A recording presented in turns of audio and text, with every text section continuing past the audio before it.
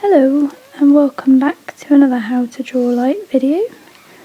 In this video we're going to look at how to draw yourself in the style of Tim Burton again. Unlike the other video that I did along these lines, I just focused on the bust of the body. This video is going to cover the whole body in full, but for referral to how to draw the head, please check out the other video on that one again. Let's get started. I've drawn out a few different body types roughly to give an idea of what the different shapes and sizes are and what seems to be the most common ones that crop up. So we start with this one. This seems to be the average body build. It seems to be quite common throughout a lot of Tim Burton's animated films. You've got the sort of fairly slender body, slender legs and slender arms. I've noticed with some of the female characters the legs are even more slender. They're sort of very matchstick thin. So that's potentially an adjustment that you can make if you fall into that category. Next we've got the even more slender body. Now I say this and obviously the top doesn't look more slender, but the legs and the arms most certainly are. So Jack Skellington demonstrates this body shape in A Nightmare Before Christmas.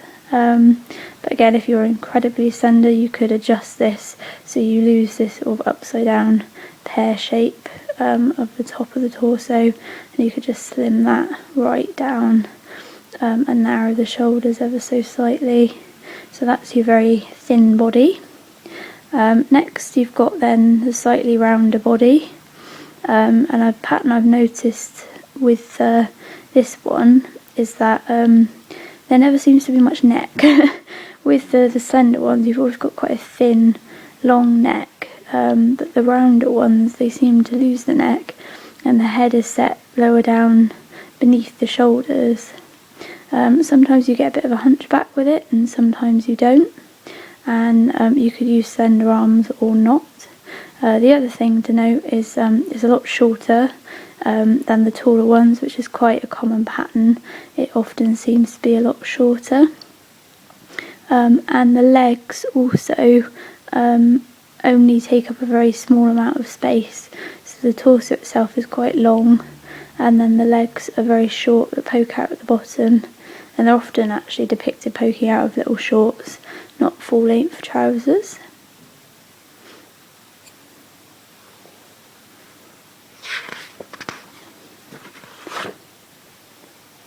Then we've got the even more round body shape. So this is very similar to the last body shape we were looking at. Again, head sets beneath the shoulders. Arms are a little bit thicker here, and legs again follow the same sort of pattern. Again, quite short, but you could make it a bit taller if you're kind of going for a stockier look, and a little bit rounder in the tummy as well. Then you've got the slightly less humanistic body shapes, which are these two that feature in A Nightmare Before Christmas quite a bit, and you've got the slightly rounder version and the more slender version. These are sort of almost triangular shaped, with just the sort of top point bit chopped off, and the legs again, they sort of start a bit wider and they just gradually get thinner towards the bottom, and the same with this one. And then the arm thickness varies, I guess, on the body proportion, so slightly thicker arms on the slightly rounder body. So that mainly covers the bodies that you're likely to come across. I've drawn out some hands and feet as well. As you can see from all the bodies, they're all missing hands and feet, but that's because there's a few different ones you can use, so I thought it would be beneficial just to draw out some of the most common ones roughly that you might come across. So you've got just the standard average 4 finger 1 thumb hand for the average sort of build. You've got the very slender 4 fingers 1 thumb hand, so your thinner characters tend to model this, but sometimes there's slightly creepier characters as well. There's sort of thin, long, gangly fingers, so that's not just limited to the skinny characters. You've got the slightly rounder hand there. That seems to appear on the characters with the rounder bodies, but you notice the fingers are just a little bit shorter than the average hand, and it's usually looking a little bit on the puffier side. You've got good old Jack Skellington's hand there, the skeleton hand. And then you've also got the 3-finger hand. So this is essentially the same as the average hand up here, but with 3 fingers, and essentially all of these could also be drawn with just 3 fingers, or Jack Skellington's has 3 fingers anyway, but these could be adapted to 3 fingers also. And then feet. Nothing hugely exciting normally seems to go on with the feet. Not that there's something you really massively notice anyway, or in a lot of scenes you can't always see the feet, but if you want to pop feet on, these are just a few samples. So you've just got the standard normal shoe shape there. These are always normally depicted in black as well. From a front view they just look a little bit pointy on the ends. You've got the more longer pointy shoe shape here, so it comes down into a point, so that could be used on a more sort of slender character and partner up with the, you know, long fingered hands, or you could just use it with normal hands. You've got the more mischievous foot here, that one of Lock, Shock and Barrel models on their feet, with sort of a little elfy curl at the end there. You've got the very small little kind of boot foot that the Mayor in A Nightmare Before Christmas wanders round in. And then you can't see a lot in the way of female feet or shoes, but I have noticed Sally wears some sort of low-heeled boots, and then she's got some black and white what look almost like leg warmers really at the bottom, so you've got that as a potential female option, but any of these really could be applied to male or female. Next I'll draw one of these bodies in the style of myself, and attach it to my Tim Burton style self-portrait head. I've drawn out my head already in the style of Tim Burton. Again, as I mentioned earlier, if you want to learn how to do this to yourself, check out one of my other videos, because I cover it in the tutorial.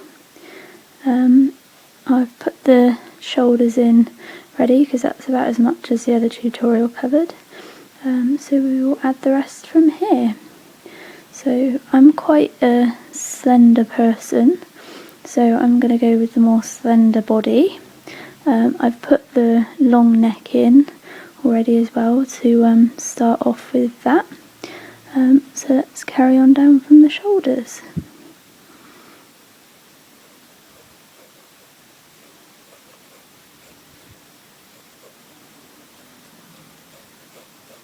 So the arms start off a little bit thicker at the top, and they gradually get thinner towards the bottom.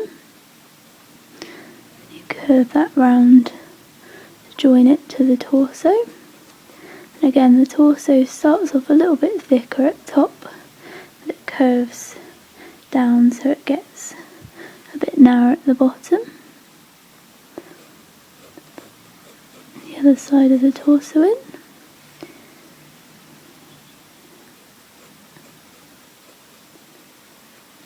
I'm going to try and angle this arm so it's not quite symmetrical on both sides.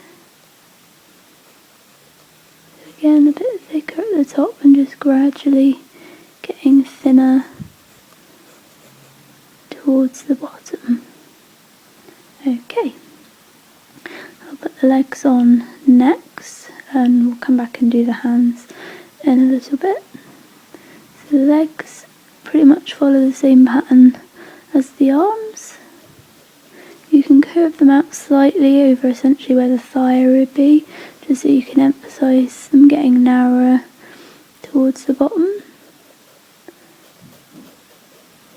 And again, with sort of the knee below, you curve it out and round slightly, just so they've got that little bit of shape, but essentially should look a little bit like the standard alien body shape. Same there.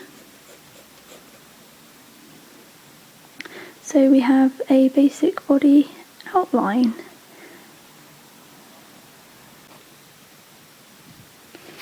I'm going to draw the feet on next, and I'm just going to give myself the standard normal foot shape. Zoom in a little bit so you can see just there.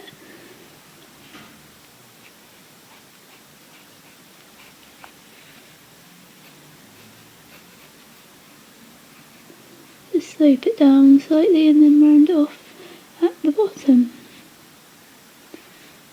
And I've done them at a slight angle as well, so my feet aren't sideways and they're not forward so much, they're just slanted. And next we will do the hands. So I'm going to give myself the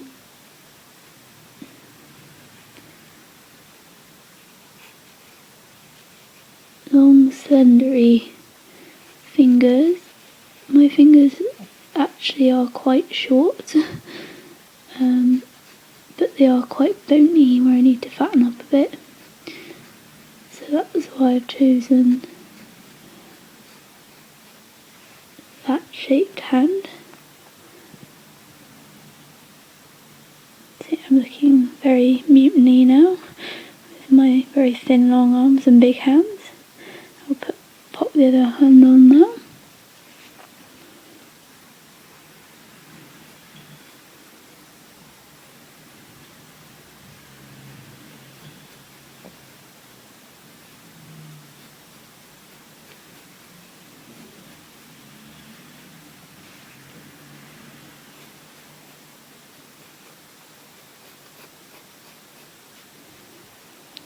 There we go, so there's the other hand on there. So what I'll do a second is I'll just cut and tidy that little bit up a second, because you can obviously see the leg through the hands there, and then we'll come back and look at clothing and shading. That's looking a bit neater now, so we're going to put some clothing on next.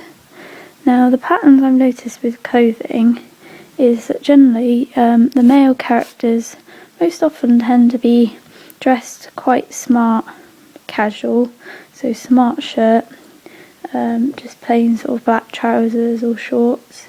Sometimes you see the male characters in t-shirts, or you get them in the sort of slightly upper class attire, and then the female characters predominantly tend to wear dresses.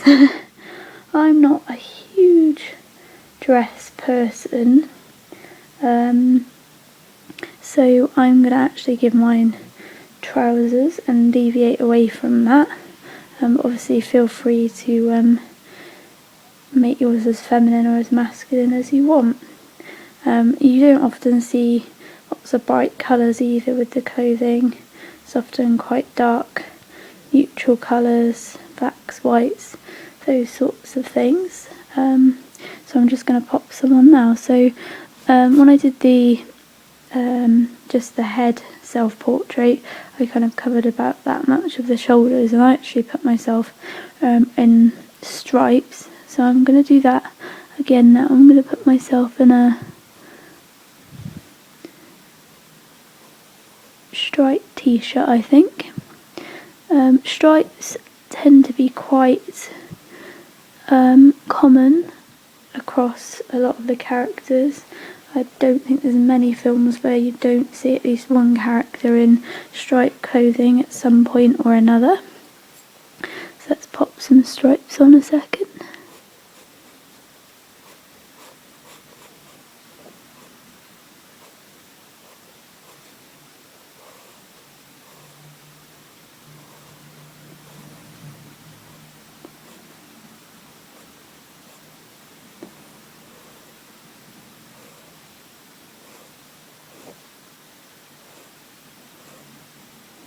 got some stripes going on there. And then leg wise, I'm just going to put myself in some black trousers. What I am going to do is I've noticed some of the characters you can see, I don't know if it's supposed to be ankle or possibly little bits of sock showing at the bottom where the trousers are a little bit too short, but I quite like that because it breaks up the legs from the feet then, otherwise you'd have a lot of black going on there. So what I'm going to do now is I'll cut to shade that in, this fairly basic shading, just putting highlights sort of like this in the relevant places, and I'll come back at the end once it's shaded in. So I've shaded the majority of myself in now, and luckily with clothes etc on, it looks a little bit more normal now, a little bit more Tim Burton-y and less sci-fi. So I'm just going to put a couple of final shading touches on.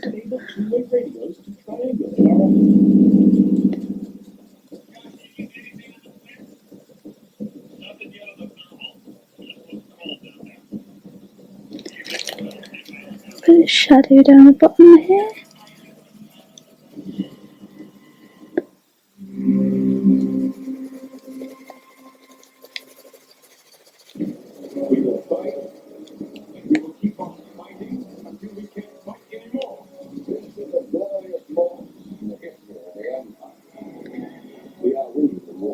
And there we go. So hopefully that will give you a bit of a better idea on how to draw your whole body in the style of Tim Burton, and hopefully it will give you a few pointers on where to go with it. I hope this video was helpful.